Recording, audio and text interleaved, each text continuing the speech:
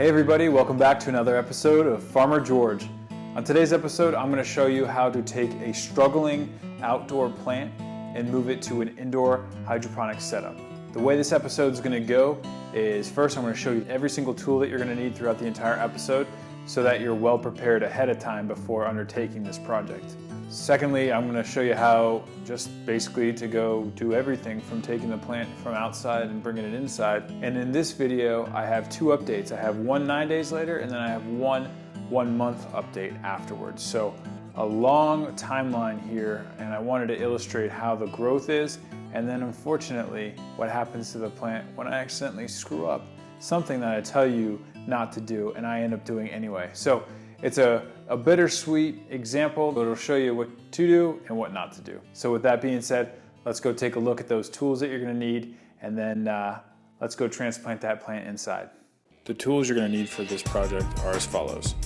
Gloves for when you pull up your plant, a marker, a cautery pen, scissors, a net cup, rock wool, a garden knife or a small shovel, a container, hydroponic nutrients, and of course the plant you're going to use. So the one ingredient I didn't have upstairs on the table to show you what you're going to need are the hydroponic nutrients here. And I use the General Hydroponics Flora series. It's a 3-part nutrient series that you have to combine in order to get a complete solution. So what I did was I have filled up a gallon jug with just regular little tap water. If you really want the best results, you should pH balance your nutrients and your water. I just don't have that tool. I've had success with my tap water, so I'm just gonna keep doing it. We're gonna use 1/4 teaspoon of each of the 3 nutrient bottles here for cuttings and seedlings because we don't wanna shock our plant. So at first, we're just gonna use 1/4 teaspoon per gallon of water. This step, we're gonna mark the size of the net cup, and you're gonna wanna do not the outside ring, but this inside ring right here. So right here, you want to measure this part, not this outside part, because you want a little bit of lip to be holding on to the top of the jug. And it's it starts a little smaller and then goes up, so I'm gonna kind of make it a little bit bigger than the bottom of the net cup. Here's my horrible circle right there. It's gonna do its job. It's gonna hold the net cup because it's smaller than the biggest part of the net cup. Now we're gonna take the cautery pen next. Hopefully it doesn't stink up my kitchen too much. And we're just gonna slice through the part that I just measured here. See, then you just punch it right out, and there's your hole. Now we got that taken care of. You see at the bottom, there's this netting right here, if you wanna call it netting. You want to get rid of that so you just have a little frame here, enough to hold the rock wool. Take the cauterizing pen or your scissors and get rid of most of the netting right here. And the reason we do this is because you don't want the roots to get tangled in with your net cup. Alright, then you just punch it through. It's pretty smooth. You can go ahead and smooth it out if you want. Maybe with like a razor blade, or take that cauterizing pen again and get rid of these grooves, but I'll do that later. So the next thing you want to do is, if you have rock wool that fits your net cup, you should be good to go and drop 1 cube in there. I mistakenly ordered the wrong size rock wool, so I have to cut a little bit of this rock wool and fit it into the net cup. I'm just going to take a scissors and shove this net cup full of the rock wool. So I cut a slit in this rock wool right here, and I'm going to stick the stem straight down there and let the roots dangle out the bottom. And the way this will go is I put one in there like that, and then I take the second one like that, and then I'm just going to cut this other piece of rock wool directly in half, and I'm just going to wedge it in. And then I'll wedge this one in place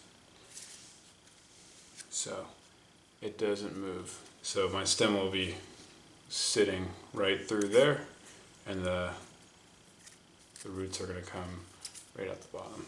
So let's go outside and get our plant. Alright, so I have a Thai variety of pepper here, and then I have the other Howlapeño F2. I got another one sitting over here in a pot, but you can see that tiny little one. That's another one of my hybrid jalapeno peppers, and it's just not getting enough sunlight there. The shadow starts to engulf it pretty quickly, so I'm going to go ahead and grab that one. I got my gardening knife here, and then I have my gloves right here, so let's go get it.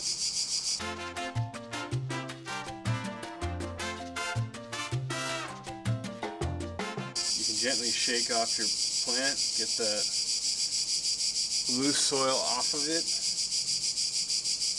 and then gently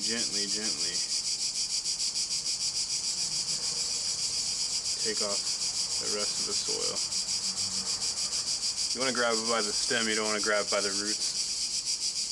And then I'm going to go rinse the rest of the soil off so I don't ruin any more roots.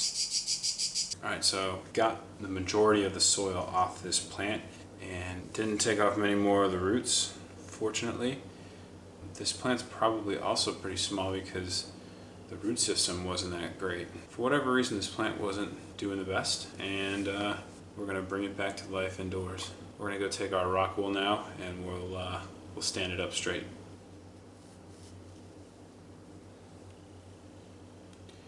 You're going to have to take off some of the cotyledon, and that's these little leaves, if your plant still has them.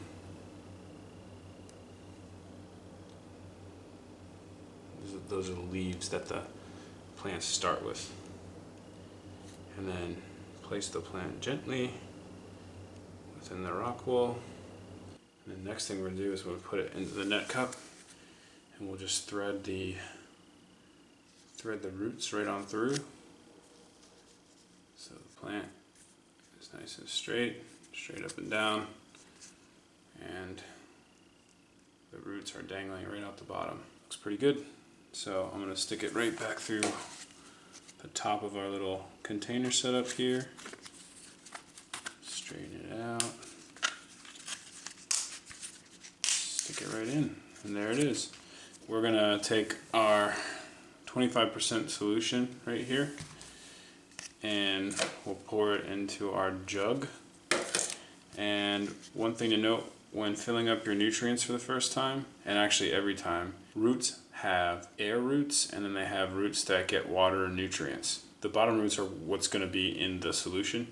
I'm going to fill up the solution. I'm going to give about an inch of clearance right here underneath the bottom of the net cup so we don't drown this plant.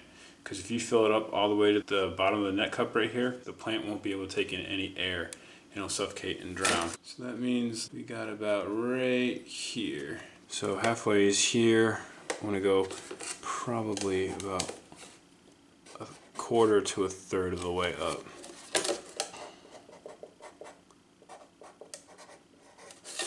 Here's my fill line right there. I'm hoping that I can see that. No, I can't really see that. It's a pretty dark container. It's good to use a dark container because if you use anything that can let light through, you'll start to develop algae on the roots of your plants and inside of the solution itself. So I can't see the line, but I'm going to eyeball it and know that I won't be able to get algae. So I think that's good. And we just take the plant, and I could see as I was putting it in there that we had a little bit of clearance underneath the net cup. So let's go set this under the grow light and we'll be done. So there we have it. So we'll check back in about a week and see how it recovers. Okay, so today's date is Tuesday, July 30th, 2019. And it's been about 9 days since we've taken this pepper from outdoors and we've put it inside the hydroponic solution. You got some nice air roots going on right here. You have some beautiful white roots, really long ones. And this plant has just taken really nicely. This is some new growth right here. You can see really tiny leaves coming out there. But as you can see, it's taken, it's successful, hasn't dropped any leaves, not stressed out at all. And it's taken really well to the quarter dosage of the general purpose nutrients that I gave it. Let's check back in about a week. Okay, so today's date is August 27th, and this plant has not grown very much at all since the last video update, so it's almost been exactly a month. The first reason is I think when I refilled the nutrients in the reservoir, I think I got it too close to the bottom of this net cup, and I actually drowned the air roots. So I accidentally suffocated this plant. And that was something I told you to be careful with when you were constructing your little hydroponic nutrients reservoir. And the second thing that could have attributed to this, I went from quarter strength nutrients in the first batch, and then I just jumped it up to full nutrients in the second batch. So I might have shocked the plant there with over nutrients. It's too hard to isolate the two right now. It could have been a combination of the both. So this is a perfect example of what could happen to your plant if you do not allow it to breathe with those air roots. It's good and bad, so this is what you don't want to do. But that's okay, we all make mistakes, and actually this is good for an example.